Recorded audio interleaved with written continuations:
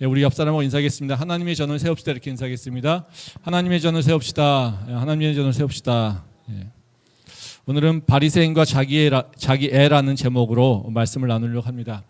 지난주부터 바리새인의 모습을 통해서 우리의 그 모습을 돌아보는 시간을 가지려고 합니다. 지난주에는 예수님이 중풍병자를 고치시는 사건을 생각해 봤습니다. 이 사건을 통해서 나타나는 그 바리새인들의 신앙적 모습은 무엇인지를 살펴봤습니다. 그 바리새인들의 신앙적 특징은 바로 그 죄를 용서받는 것에 대해서 오해를 하고 있었다는 겁니다. 하나님에게 죄를 용서받는다는 것을 그냥 단순히 종교적 선포로 한정하고 그 죄의 용서가 바로 우리의 삶과 실제로 연결되어 있다는 것을 믿지 않았다라는 것이죠. 그래서 그들은 자신의 죄와 용서를 받는 것에 대해서 관심 갖지 않고 오히려 바로 그 율법을 지킴으로써 자기가 완전케 되는 것에만 몰입을 했다라는 것입니다. 그런데 이들은 그렇기 때문에 바로 그 예수님이 죄를 용서하신다라고 하는 것의 그 의미, 그리고 그것이 삶에서 우리가 어떻게 드러나는 것에 대해서 전혀 생각하지 않았다는 거죠. 그래서 예수님께서 중풍병자에게 바로 죄를 용서받았다라고 얘기 선포하시니까 바로 이 서기관은 예수님이 사기치는 것으로 그 말씀을 믿지 않는 그런 모습이 있었다는 것입니다. 이것은 우리 모습과도 그렇게 틀리지 않습니다. 우리가 교회에 와서 예배를 드리지만 사실은 우리는 죄에 대해서 관심은 많이 없습니다. 우리의 관심은 그저 세상에서 잘 되는 것이고요. 또 우리의 관심은 그저 내 불편한 것이 해결되는 거라는 겁니다. 그래서 교회에 오지만 우리가 간구하고 있는 것은 예수님께서 우리에게 찾아오셔서 우리의 죄를 다 용서하시는 것, 이것을 간구하는 것이 아니라 내 삶의 문제점, 내가 불편한 것, 내가 이루고 싶은 것들, 이것들만 가지고 온다는 거죠. 마치 중풍병자가 자기의 죄는 인식하지 못하고 그저 육신의 질병만을 고치기 위해서 온 것과 마찬가지로 우리도 중풍병자의 모습처럼 사실은 예수님 앞에 나온다라는 겁니다. 그렇지만 우리 믿음에서 가장 중요한 것은 다른 것이 아니라 죄를 용서받는 것입니다. 예수님께서 우리에게 말씀하신 건 우리의 근본적인 문제는 바로 네가 육체적 불편함이 아니라 바로 너 안에 있는 죄라고 하는 것, 해결되지 못한 죄의 문제라는 것, 그 네가 불편하고 한 것, 네가 지금 막히고 한 것들이 바로 너의 근원적으로 해결되지 않는 그 죄의 문제라고 하는 것을 얘기한다는 거죠. 그래서 우리가 다뤄야 될 것은 바로 다른 것이 아니라 그 죄의 문제에 대해서 인식하고 그 문제를 해결하려고 하는 것이 바로 신앙의 가장 기본이라는 겁니다. 그래서 우리가 바로 예수님이 왜 필요한 건지, 예수님이 오셔서 우리에게 무엇을 행하셨는지, 그리고 예수님이 그 행하신 그 죄의 사함이 우리 삶에서 어떻게 열매를 맺게 될 건지 우리가 분명히 알고 지나가야 된다는 것입니다. 오늘은 지난주에 이어서 계속해서 바로 그 예수님과 바리새인들 간의 논쟁에 대한 얘기를 하려고 합니다. 바로 예수님께서 그 세리를 부르시고 그 세리의 집에 들어가서 식사하는 그런 사건입니다. 바로 중풍병자 사건을 이루신 다음에 예수님이 바닷가로 와서 많은 사람들에게 말씀을 가르치십니다. 그리고 지나가십니다. 그러는 지나가는 길에 세리인 레위를 만났습니다. 그랬더니 예수님이 그 레위를 특별히 부르십니다. 그리고 내가 너의 집에 가겠다 이렇게 얘기한다는 거죠. 그리고 그의 집에 가서 식사를 같이 하십니다. 근데 이 모습을 바로 그 바리새인들과 서기관들이 봤습니다. 그리고 예수님을 비난합니다.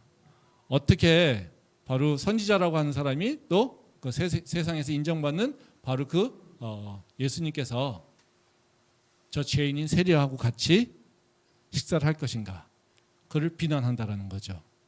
이에 대해 예수님이 가르치시는 말씀은 그겁니다. 예수님은 의인이 아니라 죄인을 부르러 오셨다 이 얘기입니다. 의사가 필요한 것은 건강한 사람이 아니라 병자가 필요한 것이고, 바로 그 죄를 구원하러 오신 그 구원주는 바로 의인을 구하러 온 것이 아니라 바로 죄인을 구하러 왔다라고 예수님은 말씀하신다는 거죠. 그러면서 그 다음으로 이제 금식과 바로 안식일에 대한 논쟁으로 이제 사건이 옮겨갑니다. 그래서 오늘 말씀을 통해서 이 바리새인들과 그 예수님이 논쟁하고 있는 바로 의인의 문제, 그리고 바로 구원의 문제, 이 부분에 대해서 생각을 해보려고 합니다. 그래서 바리새인들이 갖고 있는 문제가 무엇인지, 그리고 그 문제가 우리 신앙 속에서 어떻게 드러나고 있는 것인지, 왜 문제가 되는 것인지 그 부분에 대해서 같이 생각해 보려고 합니다. 첫 번째, 오늘 사건에서 드러나는 바리새인들의 문제점은 다른 것이 아니라 자기애입니다. 나르시시즘이라고 얘기하는데요. 자기를 사랑하는 마음이라는 거죠. 말씀 한번 보도록 하겠습니다. 마가복음 2장 16절부터 17절 말씀입니다. 바리새인의 서기관들이 예수께서 죄인 및 세리들과 함께 잡수시는 것을 보고 그의 제자들에게 이르되 어찌하여 세리 및 죄인들과 함께 먹는가? 예수께서 들으시고 그들에게 이르시되 건강한 자에게는 의사가 쓸데없고 병든 자에게라야 쓸데있느니라. 나는 의인을 부르러 온 것이 아니요 죄인을 부르러 왔노라 하시니라. 이 말씀은 예수님이 바리새인들이 가지고 있는 문제가 무엇인지를 나타내고 있습니다. 그 바리새인들이 가지고 있는 문제는 자신들을 의인으로 생각하고 있다는 것입니다. 그러니까 예수님이 의인이 아니라 죄인을 부르러 왔다라고 하시는 것, 이것은 바로 스스로 의인이라고 칭하는 바리새인들에 대해서 문제를 제기하고 있는 거라는 거죠. 그러니까 지금 바리새인들이 갖고 있는 문제는 뭐냐면요, 스스로 의롭다라고 생각하고 있는 거라는 겁니다. 그러면 문제는 바리새인들은 왜 스스로 의롭다고 생각했을까라는 거죠. 많은 사람들은 다 죄인이라고 생각하는데 바리새인들은 왜 스스로 의인이라고, 그리고 자신들을 의인이라고 나타냈을까? 이것에 대한 근원적인 문제라는 거죠. 이 모습을 심리학적으로 보게 되면요, 바로 자기애의 하나의 현상입니다. 그러니까 심리학자들이 그 자기애라고 하는 것의 실증적 현상을 두 가지로, 전통적으로 두 가지로 보고 있습니다. 최근에는 이걸 혼재되는 걸로 보고 있는데요. 근데 두 가지로 보고 있는데, 하나는 외현적인 자기의 모습이 있고요. 또 다른 하나는 내연적인 자기의 모습이 있습니다. 그러니까 외연적인 자기의 모습은요, 바로 특권의식과 자기를 자랑하는 모습이라는 겁니다. 그리고 내연적 자기애라고 하는 것은 바로 열등감이나 자기 비하와 같은 모습으로 드러난다는 겁니다. 즉, 겉으로 자기애 하면은 항상 좋은 걸로만 드러나는 것 같은데요. 외현적으로는요, 바로 자기가 다른 사람이야? 또는 자기는 특별한 사람이야? 자기는 뭔가 이렇게 너희랑 달라? 자기를 자랑하는 모습, 자기의 좋은 모습을 자꾸 드러내려고 하는, 그리고 자기가 원하는 것을 방법대로 이루려고 하는, 바로 그 자기 조절, 그러니까 그 다른 사람을 통제하는 능력, 그런 모습으로 보인다라는 거죠. 근데 또 다른 한편에서는 이게 다른 방식으로는 바로 내연적으로는 열등감이나 자기 비하, 이런 모습으로 드러난다는 겁니다. 이 모습을 통해서 보면요, 바리새인들은 지금 높은 특권의식을 갖고 있습니다. 즉 외연적 자기애를 나타내고 있다는 것입니다. 이것은 바리새인들이라고 하는 그 이름에서도 드러납니다. 바리새라고 하는 그 의미는 바로 구별된 자, 분리된 자를 의미합니다. 그래서 바리새인들은 스스로 자기들을 세상 사람들과는 다른 사람들, 세상 사람들과는 구별되고 분리된 사람들, 그래서 이 구별되고 분리된 것에 대한 자신감과 자부심을 가지고 있었다는 것이죠. 이 모습을 통해서 보면요, 바리새인들이 왜 예수님이 세리하고 앉아 있는 것을 비난하는지, 또 자신들은 왜 세리하고 같이 앉는 것을 거부했는지를 알 수 있다는 거죠. 바리새인들은 세상 사람과 다르게 의로운 사람입니다. 그러니까 자신들은 어떤 사람들만 같이 있어야 됩니까? 의로운 사람들하고 칭함을 받는 사람들만 같이 있어야 되는 거예요. 세상 사람들에게 자랑할 만한 사람들하고 같이 있어야 된다는 거예요. 근데 세리는 어떤 존재입니까? 욕먹는 존재입니다. 죄인 존재입니다. 자기 민족을 괴롭히는 존재라는 거죠. 죄인 중에 죄인으로 인식하고 있습니다. 그러니까 세리가 바로 예수님하고 같이 있다라고 하는 것, 이것은 바로 예수님까지도 죄인하고 동급으로 취급하게 된다는 거죠. 또 자신들이 세리하고 같이 앉아있지 않으려고 하는 이유는 바로 자기네들은 의로운 사람이기에 저 죄인과 같은 사람하고 같이 앉을 수 없다라는 것이죠. 이게 바로 바리새인들이 갖고 있다는 것입니다. 이것은 어찌 보면요, 사실 이 교회가, 특히 교인들이 쉽게 노출될 수 있는 위험 중에 하나입니다.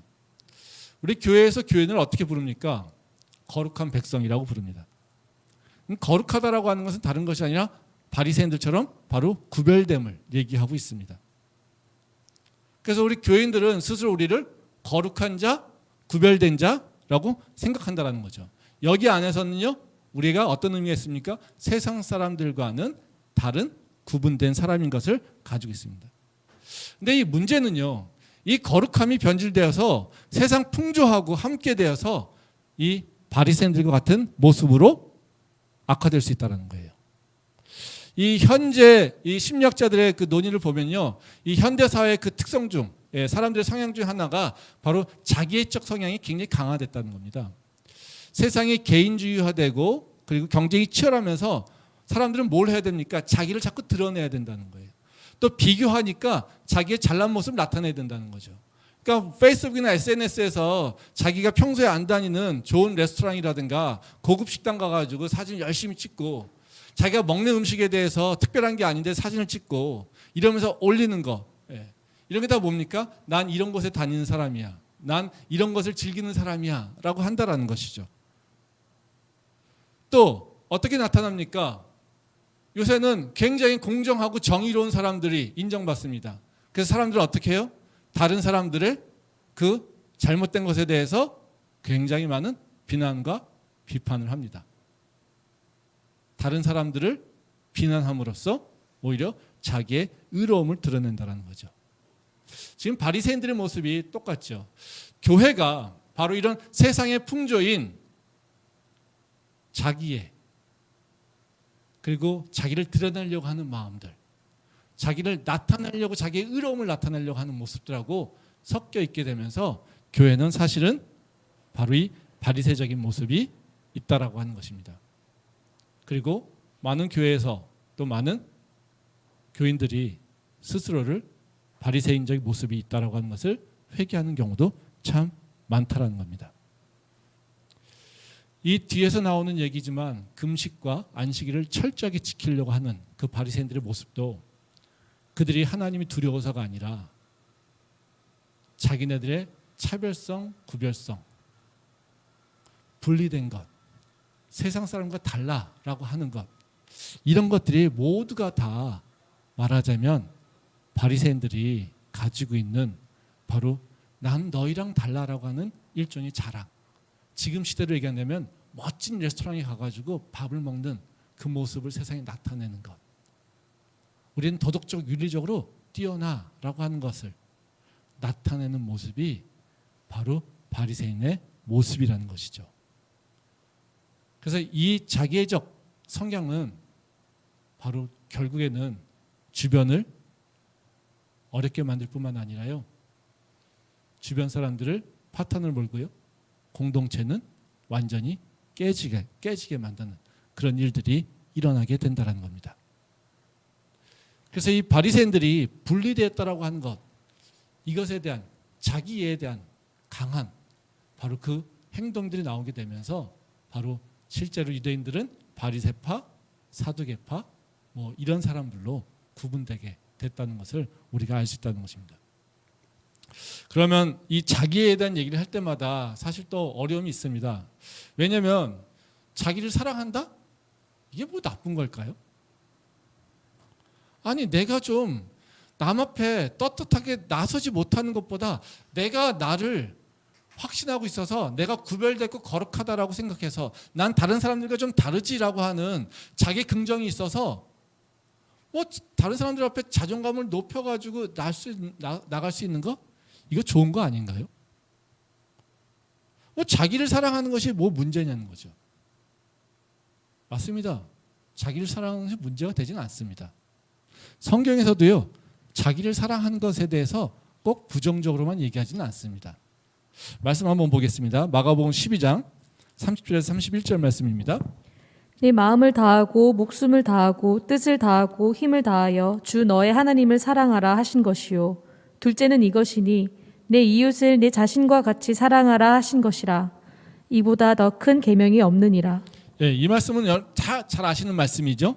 바로 예수님께서 큰 계명이 뭐냐라고 하는 율법학자가 와서 질문을 받았을 때 가르쳐 주신 말씀입니다.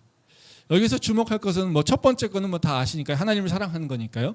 두 번째 것의 얘기가 뭐냐면요, 내 이웃을 내 자신과 같이 사랑하라라고 하는 겁니다. 이 말씀을 보면요, 그런 얘기입니다. 너가 너 자신을 사랑하듯이 내 이웃을 사랑하라, 이런 겁니다. 즉 이웃 사랑하는 것을 누구 사랑하듯이요? 네 자신을 사랑하듯이. 그러니까 네 자신을 사랑하는 것에 대해서 예수님께서 부정하지 않으십니다. 그러니까 너 자신을 잘 사랑하듯이 내 이웃도 사랑해라고 하는 것입니다. 그러니까 여기서 얘기하는 바로 내 자신을 사랑하는 것, 이것이 나쁘진 않다라는 거죠. 근데 이 내 사랑하는 것, 내가 나를 잘 사랑하는 것은 어떻게 구분할 수 있냐면요, 이 말씀 속에서 보게 되면요, 어때요? 내가 나를 사랑하기에 어떻게 하랍니까? 이웃을 사랑하라는 겁니다. 그러니까 나를 잘 사랑하고요, 그것이 나 사랑하는 것으로 멈춰 있는 것이 아니라 궁극적인 건 뭡니까? 이웃 사랑하는 거죠. 그러니까 내가 나를 사랑해야 돼라고 하는 것에 머물러 있으면요, 그거는 문제 있는 자기 사랑이에요. 근데 내가 나를 사랑하는 것을 통해서 어떻게 해요? 다른 사람을 사랑하는 것까지 확장해 나가면 그 사랑은 좋은 사랑이라는 거예요.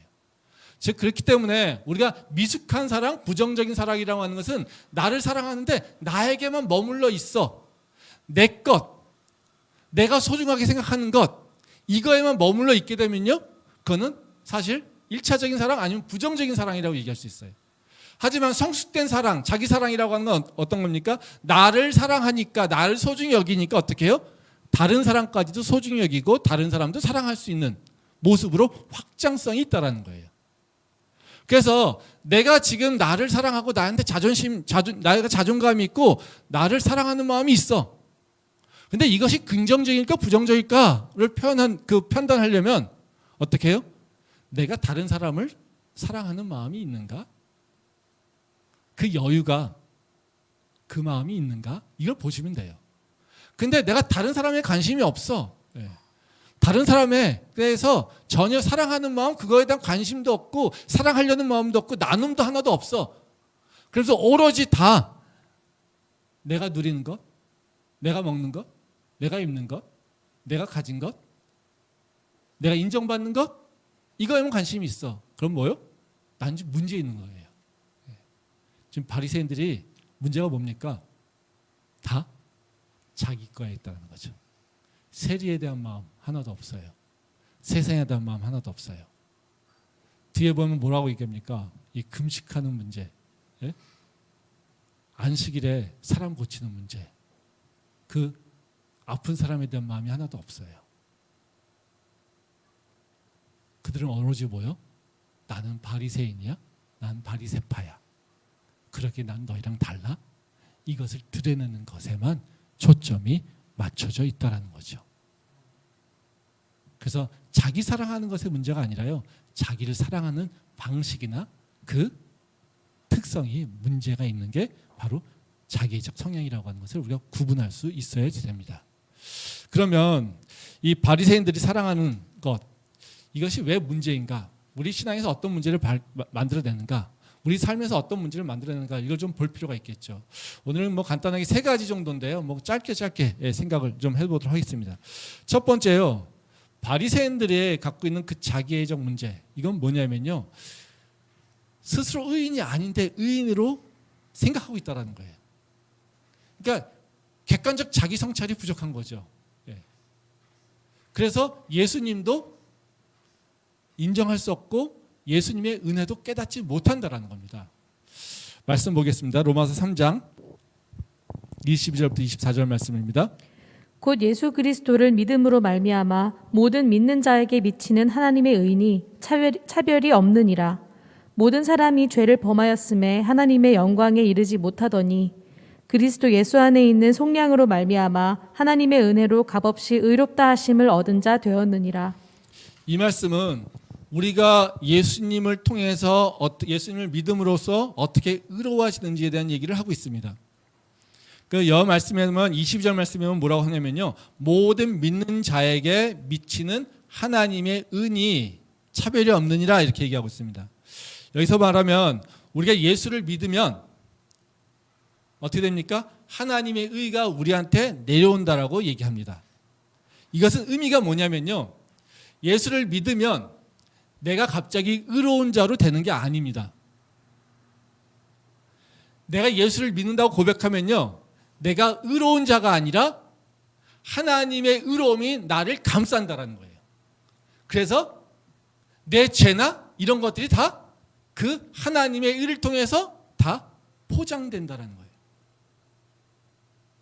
즉 말하자면요, 나의 의로움은 두 가지로 구분할 수 있어요.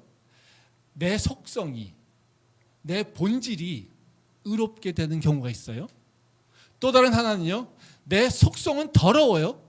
근데 하나님께서 나를 보고요, 바로 의롭다라고 포장을 해주시는 거예요. 우리가 예수 그리스도의 보혈로 나를 덮어서라고 하는 것은 무슨 의미일까요? 예수 그리스도의 보혈이 덮어지면 내 속성이 어떻게 해요? 바뀌나요? 내 행동이나 내 마음이나 내 생각이 한 번에 바뀌나요? 바뀌지 않아요. 바뀌지 않습니다. 나는 본질적으로 죄인이에요. 근데 내가 하나님 앞에 딱 섰을 때 하나님은 나한테 내 본질적인 죄의 모습을 보지 않겠다는 거예요. 너의 죄를 난 관심 있지 않아?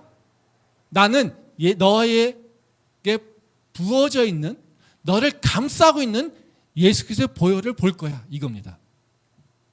그래서 우리는요, 의인 된 것이 아니라 의인이라고 칭함을 받은 거라는 거죠. 그래서 우리가 예수를 믿는다고요, 내가 의인 된 거 아니에요. 갑자기 착해지고요, 갑자기 의로워지고, 갑자기 정의롭게 되고요, 갑자기 도덕적으로 뭔가 엄청난 그 도덕적 기준 가지고 이루고 그런 거 아닙니다. 우리가 거룩하다라고 하는 건요, 하나님에서 정권적으로 거룩함을 받은 것이지 내가 거룩하니까 거룩한 자로 구분받는 것이 아니에요. 교회가 세상보다 엄청 뛰어나니까 거룩한 자라고 하나님께서 칭하는 것이 아니라요, 너희같이 더러워. 근데 내가 너희를 사랑하기에 예수 그리스도의 보혈을 너희 안에 덮어놨어. 그래서 나는 더 이상 너희의 죄를 묻지 않아. 이게 바로 하나님의 의가 우리한테 임한 것을 얘기한다는 거예요. 근데 바리새인들은 하나님에게 선택받았습니다. 지금 우리 교회에 있는 것과 마찬가지로. 근데 선택받은 민족이야? 우리 조상은 아브라함이고 이삭이고 야곱이고, 그리고 모세를 통해서 우리를 구원해 주셨어. 저 애굽의 저 나쁜 놈들을, 그놈들을 다 물리치시고 재앙을 내려주시면서 우리를 구원해 주셨어. 하나님 우리를 절대로 포기하지 않으시고 우리를 하나님께서 붙드시고 인도하신다고 했어. 이게 하나님의 의가 나타난 게 아니라, 그렇기 때문에 나는 너희랑 달라, 이걸로 변질됐다라는 거예요.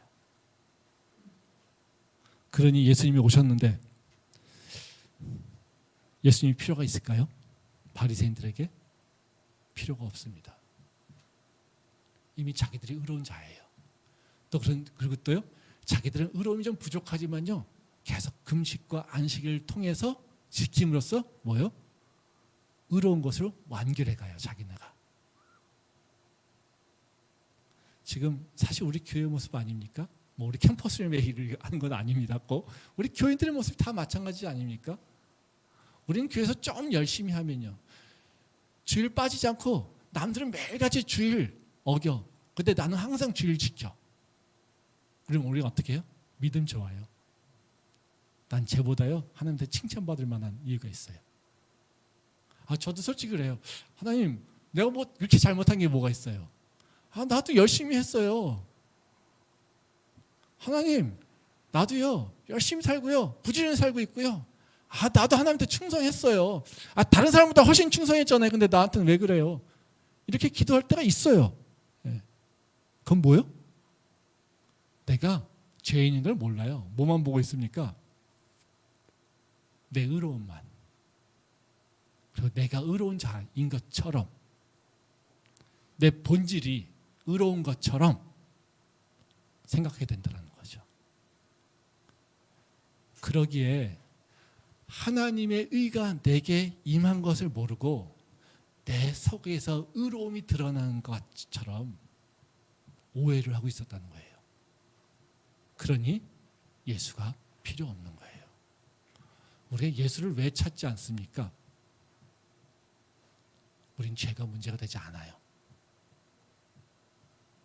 우리가 예수가 필요한 건 언제입니까? 내 능력으로 안 될 때만 필요해요. 그러니까 예수는요, 구원주가 아니라 어떤 겁니까? 예수는요, 그냥 백기사예요.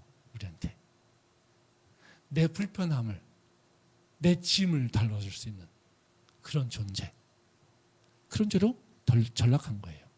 그러니까 예수의 능력에 대해서는 우리가 관심이 있어요. 뭐 하는 능력? 나한테 돈을 주시고 나를 합격시키시고 나를 높이시고 나를 세우시고 나를 세상에서 칭송받게 하는 그런 능력이 있는 전능하신 하나님한테는 우리가 관심이 있어요.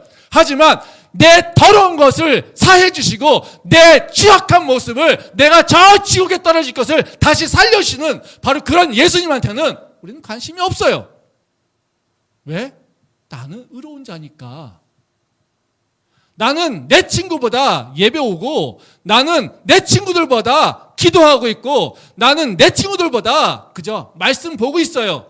세상 사람들이 안 하는 큐티 나는 하고 있고요. 세상 사람들이 안 하는 밥 먹을 때 기도하고 있고요. 세상 사람들이 안 하는 하나님한테 도와달라고 기도하고 있어요. 어려울 때마다. 이걸로 우리는요, 내가 다 의로운 자가 된 거예요. 그리고 우리한테 문제는 뭡니까? 내가 원하는 것이 이루어지기 위해서 기도가 부족한 것 뿐이에요. 그래서 내가 원하는 것이 있을 때마다 내 자식 새끼를 위해서 나는 조금만 더 기도하면 돼요. 내가 취업하기 위해서 조금만 더 기도하면 돼요. 잘 안 되면 뭐요? 내 기도가 좀 부족한 것 뿐이에요. 이게 우리 신앙 모습이에요. 바리새인들이 예수를 구원주로 찾지 않은 이유가 바로 자기가 의인이라고 하는 것에 대해서 기본적으로 가정을 깔고 있다는 거예요. 그래서 예수를 만나지 못한다는 거죠. 지금 이 시대에 많은 크리스천들이 갖고 있는 또는 노출된 위험이 바로 스스로를 의인으로 생각하는 거라는 것이죠. 근데 우리는요, 의인 아닙니다. 의롭다고 칭함받은 자, 우리에게 하나님의 의가 덮어진 것, 이것을 기억할 수 있는 지혜가 있기를 소망합니다. 두 번째 문제는 뭐냐면요, 자기를 의인이라고 생각하면 어떤 일이 일어나게 되냐면요, 또 자기애가 성향이 크게 되면요, 다른 사람을 비판하게 됩니다. 그러니까 지적질을 하게 된다는 거죠. 요새 속된 말로 지적질을 하게 된다는 거예요. 말씀 한번 보겠습니다. 마가복음 2장 18절 말씀입니다. 요한의 제자들과 바리새인들이 금식하고 있는지라 사람들이 예수께 와서 말하되, 요한의 제자들과 바리새인의 제자들은 금식하는데 어찌하여 당신의 제자들은 금식하지 아니하나이까? 이 말씀은 바리새인들이 예수님의 제자들에 대해서 비판하는 모습입니다. 우리는 금식을 하는데 예수님 당신의 제자들은 왜 금식을 하지 않습니까? 또 뒤에 보면요, 안식일을 제대로 지켜야지 예수님 당신은 왜 안식일을 제대로 지키지 않습니까? 우리는 안식일에는 아무것도 하지 않습니다. 이것이 하나님의 명령입니다. 이러고 얘기합니다. 이들의 얘기는 뭡니까? 비교죠. 나는 하는데 니네는 왜 안 해? 그러니까 니네는 죄인이야. 이겁니다. 이게 바로 바리새인들의 모습이라는 거예요. 비교하는 게 바로 바리새인들이 갖고 있는 되게 잘 보이는 습성 중에 하나라는 거예요. 근데 바리새인들은 왜 비교할까요? 그거죠. 비교하는 것 자체가 문제가 아니라 왜 비교하냐는 겁니다. 비교는요, 컨트라스트죠. 차별적 비교를 하는 겁니다. 이 차이를 확 나게 만들죠. 다른 사람들을 비난해요. 그러면 자기는 지켜라고 하는 것 자체가 뭘 드러냅니까? 난 가만히 있어도 다른 사람을 깎아내리면요, 자기는 높아져요. 그게 비교의 특성 아닙니까? 그러니까 내가 높아질 수 있는 방법 뭐가 있겠어요? 절대적 높음이 아닌 거잖아요. 그렇죠? 뭐 하면 돼요? 다른 사람을 깎아내리면 돼요. 다른 사람을 깎아내리면 가만히 있는 나도 어떻게 해요? 높아져요. 거기에 살짝 하나만 얹으면 되죠? 나는 하고 있어, 이거예요. 그렇죠? 지금 바리새인들이 뭘 얘기하고 있어요? 당신의 제자들은 왜 안 해? 그래서 실적 뭐예요? 요한의 제자들과 우리는 하고 있어. 이건 뭐예요? 당신의 제자들은 문제 있어. 그렇지만 우리는 어떻게 해요? 금식 잘 지켜. 이겁니다. 그래서 이 비판의 되게 비판을 잘하는 사람으로 변질된다라는 거죠. 근데 이 비판은 어떤 문제가 생깁니까? 이게 문제는요. 우리가 가장 좋아하는 걸 다 모든 사람이 좋아하는 게 뭡니까? 윈윈이에요. 너도 올라가고 나도 올라가고 이거예요. 그렇죠? 모든 사람들이 다 잘 되는 것이 천국이잖아요. 근데 이 비판하는 모습으로 오게 되면 어떻게 해야 돼요? 결론은 뭐냐면 깨져버려요. 분절된다라는 거예요. 비판을 하게 되면 어떤 놈은 나쁜 놈이 됐어요. 어떤 놈은 좋은 놈이 됐어요. 그럼 나쁜 놈 된 놈은 어떻게 될까요? 자기를 나쁜 놈 만든 놈을 좋아할까요? 좋아하지 않죠. 이 비판의 열매는 뭐냐면요. 분리입니다. 싫어하게 돼 있어요. 그래서 비판을 하기 시작하면요. 높은 놈, 낮은 놈, 좋은 놈, 나쁜 놈이 구분되게 돼 있어요. 어떤 놈은 열심히 놈, 어떤 놈은 열심히 아닌 놈. 항상 뭐요? 이렇게 비교가 되면서 잘라지게 돼 있어요. 그러니까 뭐만 나오겠습니까? 다툼만 나오지 않습니까? 요새 우리 세상들을 보면 어때요? 공정, 정의라고 하는 것이 굉장히 중요한 가치가 됐습니다. 그 중요한 가치죠. 그걸로 항상 다 뭐로만 합니까? 나를 돌아봅니까? 아니에요. 다른 사람을. 정의 가지고 공정 가지고 어떻게 해요? 다른 사람을 삿대질하고 있어요. 그 결론은 뭡니까? 세상이 조각나 있지 않아요. 근데 그 공정과 정의에서 자유로울 사람이 누가 있겠습니까? 아무도 없어요. 인간이라고 하는 존재는요, 완전하게 공정할 수 없어요. 인간의 존재는요, 완전히 정의로울 수 없어요. 근데 다른 사람을 공정하지 않다고, 다른 사람을 정의롭지 못하고, 다른 사람을 의롭지 못하고, 다른 사람이 잘하고 있지 못하다고 비판하기 시작하면서 자기를 높이려고 할 때 결국에는 그 세상은 깨짐밖에 안 일어난다는 거예요. 교회가 깨지는 이유가 뭐겠습니까? 무슨 이익단체라서 이익을 나누지 못하는 것 때문에 깨집니까? 아니에요. 이런 자기애적 성향, 나는 거룩한 자야, 나는 의로운 자야, 난 저보다 의로운 자야, 저놈은 나보다 못한 자야, 저놈은 열심히 하지 않아, 난 열심히 하고 있는데, 이런 자기애적 성향으로 다른 사람들을 비판을 하기 시작하니까 그 비판 당하는 사람들이 결국에는 또다시 비판하게 되고요. 그래서 그 공동체는요, 싸움판이 되어버리게 된다는 거예요. 이 바리새인들이 만들어낸 것이 바로 그런 거라는 거예요. 그래서 교회에 자기애적 성향이 강하게 들어왔을 경우에 그 교회는 깨져버립니다. 교회뿐만이 아닙니다.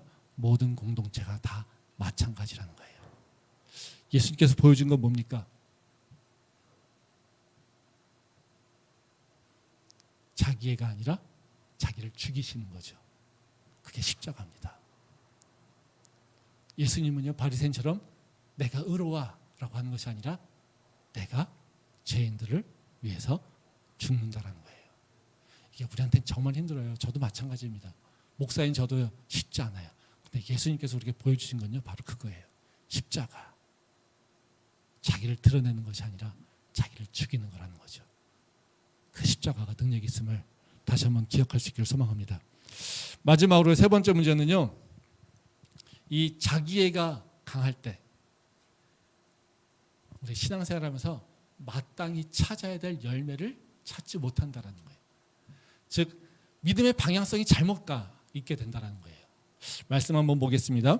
마가복음 2장 22절 말씀입니다. 새 포도주를 낡은 가죽 부대에 넣는 자가 없나니 만일 그렇게 하면 새 포도주가 부대를 터뜨려 포도주와 부대를 버리게 되리라. 오직 새 포도주는 새 부대에 넣느니라 하시니라. 이 말씀은 예수님이 금식을 열심히 하고 있는 바리새인들을 향해서 말씀하시는 겁니다. 즉 바리새인들을 평가하고 있는 거예요. 그들이 열심히 금식하고 있어요. 나는 굶고 있어요. 일주일에 2번씩 굶었습니다. 굶었다고 하면 안 되죠. 금식하고 있었습니다. 근데 이들이 그 금식하고 있는, 열심히 금식하고 있는 모습을 보면서 예수님은 뭐냐면요, 새 포도주를 담지 못해 이겁니다. 야, 너희같이 낡은 모습, 그 모습 속에서는 새 포도주를 담지 못해 이겁니다. 이건 무슨 얘기냐면요, 너희의 그 신앙 모습, 그 행태에서는 진리를 너희한테 품을 수가 없어. 진리를 너희가 찾을 수가 없어. 이것을 얘기하고 있어요. 말씀 한번 더 보겠습니다. 스가랴 8장 18절부터 19절 말씀입니다. 만군의 여호와의 말씀이 내게 임하여 이르시되 만군의 여호와가 이같이 말하노라. 넷째 달의 금식과 다섯째 달의 금식과 일곱째 달의 금식과 열째 달의 금식이 변하여 유다 족속에게 기쁨과 즐거움과 희락의 절기들이 되리니 오직 너희는 진리와 화평을 사랑할지니라. 그 유대인들의 그 금식 전통은 뭐냐면요. 뭐 레위기에 나오는 그 금식은 사실 1년에 한 번입니다. 속죄일 때. 근데 이것이 바벨론 포로가 되면서 4번으로 바뀌었어요. 그래서 이 뭐 함락당하고 성전 무너지고 이런 날 4번, 1년에 4번으로 바뀌었어요. 근데 그 전승에서 보게 되면 유대인들은 그 바리새인들은 일주일에 2번씩 금식했다고 합니다. 근데 하나님께서 이 1년에 4번씩 뭐 하나님께서 명령하신 1년에 한 번 하는 것보다 훨씬 많이 하잖아요. 4번. 뭐 참여하면서 계속해서 의로움으로 나가는 거죠. 이게 유대인들의 모습이죠. 그래서 하나님은 한 번 하라고 했지만 하나님 한 번 해서 안 돼요. 우린 죄인이에요. 1년에 4번씩 하고 있는 거예요. 이것도 부족하니까 지금 바리새인들은요 2번씩 하고 있는 거예요. 일주일에. 그렇죠? 근데 바로 1년에 4번 하고 있는 금식하고 있는 이스라엘 백성들에게 하시는 말씀이 바로 이 말씀입니다. 스가랴서 말씀. 뭐라고 해요? 너희가 금식하는 것이 이제는 기쁨과 즐거움과 희락의 절기가 될 거야. 이러면서 뭐라고 하냐면요. 마지막에 너희는 오직 진리와 화평을 사랑할지라. 지금 뭐예요? 하나님이 명령한 것보다 더 많은 금식을 하고 있어요. 그랬더니 하나님께서 뭐라고요? 야, 금식? 그것보다 더 중요한 것은 너희가 구해야 될 것은 진리와 화평이야. 이걸 얘기하고 있어요. 열심히 금식하는 것보다 더 중요한 게 뭔지 아니? 진리를, 화평을 구하는 거야. 지금 예수님께서 바리새인들을요 새 포도주는 새 부대에 놓는다고 얘기했어요. 그리고 헌 부대에는 새 포도주를 담을 수 없다고 했어요. 그 포도주가 삭으면서 그 부대는 터질 거기 때문에. 지금 바리새인들이요 잘못된 부대를 갖고 있는 거예요. 그러니까 잘못된 부대를 갖고 있으니까 어떻게 해요? 진리이신 예수님을 담아낼 수 없는 거예요. 우리가 믿음 생활하고 있는데 오직 나만 사랑해요. 나를 사랑해요. 나를 드러내요. 나는 의인인 걸 나타내고 싶어요. 이것을 목적으로 하고 있어요. 그러면요 절대로 뭘 못 봅니까? 예수님을 못 봐요. 하나님의 의를 못 봐요. 하나님 말씀하시는 진리를 깨닫지 못해요. 문제는 뭐냐면요 자기를 사랑하는 것의 문제가 아니라요 자기를 사랑하면 사랑할수록 뭐를 못 봅니까? 하나님의 진리의 말씀을 깨닫지 못한다는 거예요. 내가 나타나기를 원하고 있다면 그 사람은요 하나님께서 말씀하시는 음성을 절대 못 듣는다는 거예요. 교회에서 칭찬받는 것에 기쁨을 있다면요 하나님의 칭찬하시는 것을 내가 알 수 없다는 거예요. 내가 교회에서 박수 받기를 원하고 있다면 하나님께서 나에게 말씀하신 나의 죄의 모습을 보지 못한다는 거예요. 내가 남한테 인정받고 싶어. 내가 다른 사람에게 칭찬받고 싶어. 내가 그저 다른 사람한테 박수 받고 싶어. 이것이 중요한 가치로 여겨지고 사는 사람들은요 하나님이 나에게 말씀하시는 것을 들을 수 없다라는 거예요. 그러니까 너희가 금식 열심히 하는 것이 아니라 너는 진리를 구해. 화평을 구해. 이것이 너희가 구할 일이야. 바리새인들은요 어떻게 했습니까? 4번 하던 금식을 더 많이 했어요. 그리고 진리와 화평은 구하지 않았어요. 그게 혹시 우리의 모습 아닐까요? 혹시 지금 이 시대의 교회의 모습 아닐까요? 우리가 다시 한번 우리의 모습을 생각해 볼 필요가 있다는 거예요. 우리가 구할 것은요 하나님의 진리입니다. 우리가 구할 것은요 화평입니다. 우리가 진짜 맺어야 될 열매가 무엇인지를 다시 생각하는 바로 이 코로나의 그 갇힘 속에서 생각해야 될 것인 것을 다시 한번 기억할 수 있기를 소망합니다. 기도하겠습니다.